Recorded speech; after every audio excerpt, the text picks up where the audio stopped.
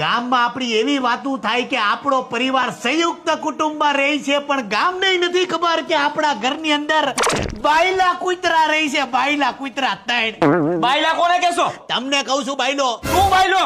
અરે મારા હજી લગ્ન જ નથી થયા. મારા લગ્ન થાય ને ત્યારે તમને કહી કે હું કયા પ્રકારનો બાયલો છું. આવા લખન રાખે ને તો તારી જિંદગીમાં લગ્ન નહીં થાય. મને હરા પાપા બાપુ, મને હરા પાપા. તમે મોટા ભાઈ, તું મારો મોટો ભાઈ છો કે રાક્ષસ છો? મને તે હરા પાપા. પણ તમે મોટા ભાઈને બાયલો કયો તો ભાઈ હરાપત દઈ ને. અને બાપુ આપડી શું વાત થઈ હતી કે ઘરના હપ્તા સારે ભાઈઓ ભરશે, બરાબર? તો અચાનક આ ફરવા વયો જાય. અમે અમારી બાયડી લઈને ક્યાંય ગયા છીએ ફરવા, તો આ શું કામ જાય ફરવા?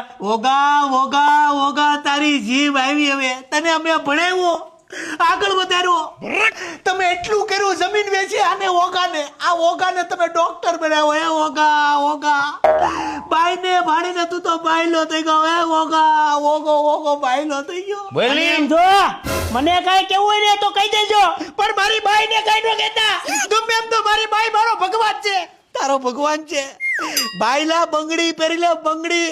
આજે એક ભાઈ એકલો પડી ગયો છે અને તમે એક ભાઈનો હપ્તો નથી ઉપાડી શકતા. અરે પણ જો ભાઈ, જે હોય અમને બાયલા કહે છે, અમને સહન નથી થતું બાપુજી. અને તમને ચોખ્ખું કહી દઉં છું, ઘરનો કે ફ્રીજનો હપ્તો અમે કોઈ ભરશું નહીં. તમારે તમારું જોવાનું રહેશે ભાઈ, થાય ઈ કરી લેવું. અને છે ને હું નહીં ભરું.